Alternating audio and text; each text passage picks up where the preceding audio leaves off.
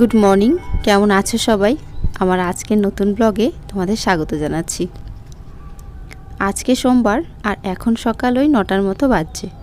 এই 9টার সময় আমি চা নিয়ে বসছি, তার একটাই কারণ অনেক ভোরে ঘুম থেকে উঠেছিলাম। শুভ্র গেছে অফিসে, তারপর আবার কিছুক্ষণ শুয়েছিলাম। ওঠার পর আমার জন্য 1 কাপ চা করে নিলাম।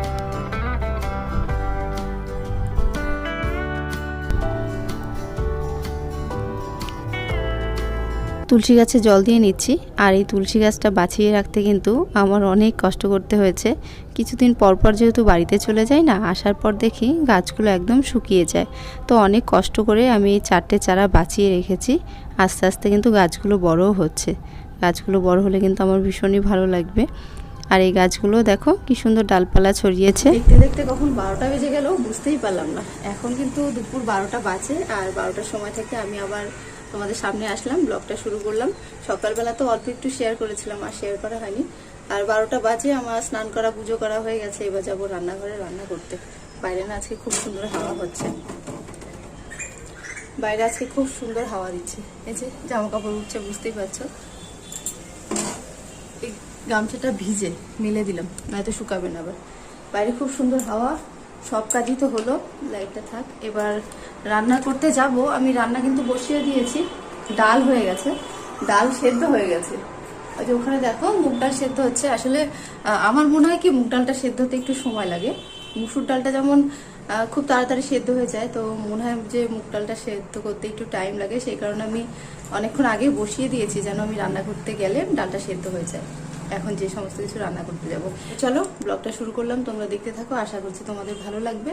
এখন রান্নাঘরে যাই, কি রান্না বান্না করি সমস্ত কিছু তোমাদের সঙ্গে শেয়ার করবো। দেখতে রান্নাঘরেতে চলে এসেছি, রান্নাও বসিয়ে দিয়েছি। এখানে ডাল সেদ্ধ বসিয়েছিলাম, যে ডালটা প্রায় হয়েই গেছে। এবার একটু জল দিয়ে ফুটিয়ে নিতে হবে। আর আজকে সোমবার দিনটা যেহেতু আমি নিরামিষ রান্না করি, তো কি রান্না করব ভাবছিলাম। এটাই হয় জানো, 2-1 দিন কিন্তু কি রান্না করব এটা একটা টেনশানের ব্যাপার হয়ে দাঁড়ায়। তো ভাবলাম ঘরে যা সবজি আছে তাই দিয়ে কিছু একটা বানিয়ে ফেলি। তো ঘর থেকে দেখো পটল, ঝিঙে এই সমস্ত কিছু নিয়ে আসলাম। তো আজকে ইচ্ছে হলো একটু পটলের পোস্ত করব, আর ঝিঙা দিয়ে অন্য একটা কিছু করব। সবজির খোসা ছাড়ানো হয়ে গেছে, এটার একটা বড় কাজ। যখন বাড়িতে ছিলাম, মানে ছোট থেকে যেই পরিবেশে আমি মানুষ হয়েছি, সেখানে কিন্তু জিনিসপত্র ফেলার জায়গার অভাব ছিল না। যেহেতু অনেকটা জায়গা নিয়ে বাড়ি ছিল, তো সবজির খোসা যে কোনো জিনিস বাড়ির আশপাশটা জঙ্গলেই ফেলে দেওয়া হতো। কিন্তু এখানে আসার পর সবথেকে বড় জ্বালা হয়েছে কিছু ফেলা নিয়ে। কিছুই বাইরে ফেলা যায় না, যা কিছু সব প্যাকেটে ভরে রাখতে হয়। সকালবেলা যখন নোংরা ফেলার গাড়ি আসে সেখানে দিয়ে দিতে হয়। তো সবজির খোসাগুলো আমি একটা প্যাকেটে ভরে রাখলাম। আর দেখো আমার ঝিঙে কাটা হয়ে গেছে, পটলও কেটে নিয়েছি।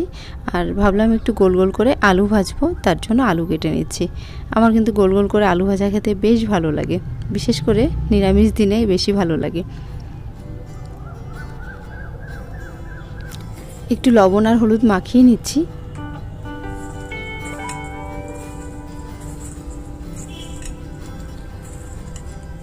দেখো পটলে আগেই লবণ হলুদ মাখিয়েছিলাম, আর এখন আলুতে মাখিয়ে নিলাম।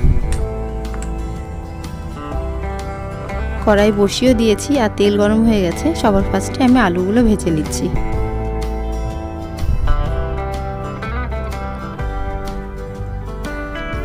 আজকে আর লোহার কড়াইটা ব্যবহার করছি না, আজকে এই কড়াইয়ে রান্নাবান্না করছি। মাঝে মাঝে একটু চেঞ্জ করে রান্না করতে বেশ ভালো লাগে, নতুন নতুন মনে হয়। তো দেখো এখানে আমার আলুগুলো বেশ লাল লাল করে ভাজাও হচ্ছে। আর আজকে পটলটা কেটেছিলাম, পটল সর্ষে আর পোস্ত দিয়ে রান্না করব। তো যতদিন শিলনোড়া ছিল না, ততদিন কিন্তু পোস্ত রান্না করার কথা আমি ভাবতেও পারতাম না। অনেক দিন থেকেই না ঘরে পোস্ত ছিলই, খুব কম ব্যবহার করতাম। শিলনোড়াটা কেনার পর থেকে মাঝে মাঝে এখন পোস্ত সর্ষেটা ব্যবহার করছি। তো আজকে নিরামিষ যেহেতু পটল সর্ষে করব, তার মধ্যে একটু আদা, একটু সর্ষে আর পোস্ত একসঙ্গে বেটে নিলাম। এর মধ্যে কাঁচা লঙ্কাও বাটা যেত, কিন্তু আমার হাত চলে বলে ভয়ে আর কাঁচা লঙ্কাটা বাটলাম না। তো দেখো তেলের মধ্যে কালো জিরে ফোড়ন দিয়ে সর্ষে পোস্তটা দিয়ে একটু কষিয়ে পটলগুলো দিয়ে দিলাম। আর আজকে কিন্তু এই রান্নাটা খেতে ভীষণ ভালো হয়েছিল। আজকে আমার বড় খেয়ে খুব ভালো বলছিল, ও পছন্দ করে সবজি দিয়ে ডাল। ঝিঙা দিয়ে মুগ ডাল করেছিলাম, আলু ভাজা আর পোস্ত পটল, আর ছিল একটু নিরামিষ সবজি। এটা ছিল কালকের, সমস্ত দিয়ে আজকে কিন্তু খাওয়াটা বেশ ভালো হয়েছিল। আর এখন দুপুর 2টোর মতো বাজে, শুভ্র বাড়িতেও চলে এসছে। গেছিল সেই সকালবেলা অফিসে, ওই 6টার দিকে গেছিল আর এখন বাড়িতে ফিরল।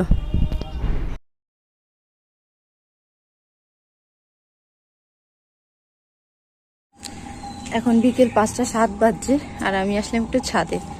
ঘরে তো প্রচুর গরম, ছাদে এসছি তাও কিন্তু ঠান্ডা নেই, ছাদেও গরম, রোদের তাপ।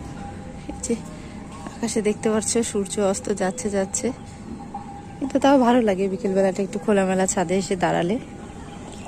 ওই দেখো নিচে একটা কুকুর, দেখো আমাকে দেখছে, ও সারাদিন বাড়িতে একা একা থাকে। বেশ ভালোই লাগে খোলা ছাদে এসে দাঁড়াতে। বৃষ্টি হওয়াতে দেখো কিরকম জল জমে গেছে, নালিটা একদম বন্ধ, নালিটা একদম বন্ধ হয়ে গেছে। খুলবো, এখানে কোনো লাঠি টাঠি কিছু নেই, লাইট ভাঙাটা দিয়ে দেখি পারি কিনা, না এটা জলগুলো বেরোতে পারবে না, ছাদের মধ্যে জমে থাকবে। বাবা একেবারে কাদা কাদা হয়ে গেছে, মনে হচ্ছে না জল ঠিকঠাক পাস হবে, তাও যতটা পারি। বাবা কিভাবে ভাঙলো কাজটা।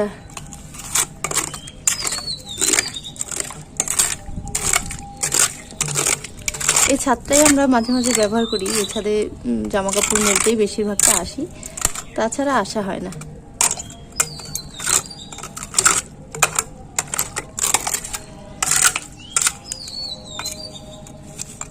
এতটা গভীর, অবশেষে পারলাম। জলগুলো দেখো বেরোচ্ছে,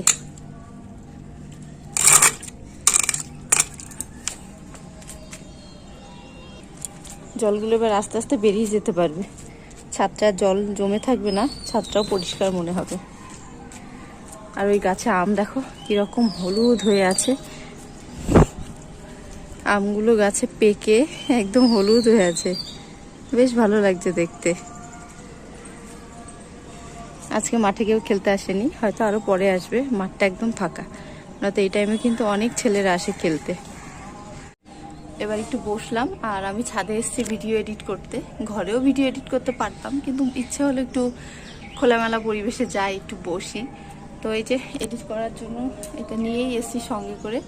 তো চলো আজকের ব্লগটা এখানেই শেষ করছি, ভালো লাগলে একটা লাইক করো, পাশে থেকো, টাটা।